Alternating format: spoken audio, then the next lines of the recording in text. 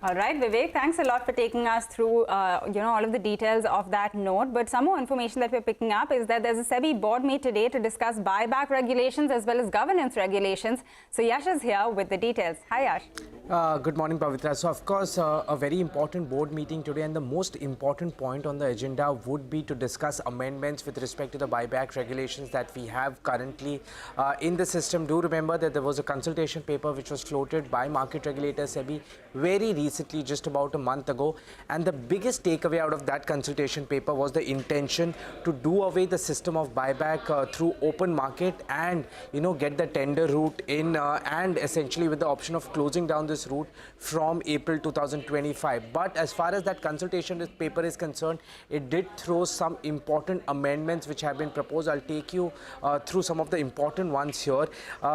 Essentially, the consultation paper spoke about amendments around time period, fund utilization from the open market buyback. Here, it had suggested that the maximum buyback limit of 10% from April 2023 and 5% from April 2024. Do remember that the current limit is 15% of paid up capital and free reserves of the company. Also, the time period for the offer completion was proposed to be 66 days from April 2023 and 22 days from April 2024. Currently, the time period from the start till the end of the buyback offer is 6 months. Also, what the consultation paper suggested is shift of tax incidence fully to shareholders from the side of the company. There were also amendments with respect to open market buyback on eligibility in terms of which companies can do these kind of buybacks, restrictions on the volume and price as far as the buybacks and the companies are concerned.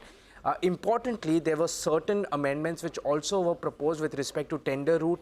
The proposal essentially spoke about net debt-free companies being allowed to announce 2 tender route buybacks in one FI. Currently, the limit here is just 1. Also, it spoke about gap between 2 tender routes will have to be at least 6 months. That limit currently is 1 year. And finally, maximum limit in terms of tender route buybacks can be 40% of the paid up capital and free reserves, as compared to current limit of 25%.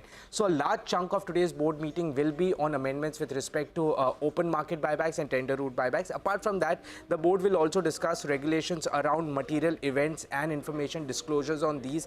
And the second one to discuss regulations around market infrastructure institutions, your exchanges, depositories, so on and so forth. Yash, thank you very much for that. With that. Okay, we're going to take a quick break here. Thank you very much for staying with us in Trading Hour. We are back with more on the other side.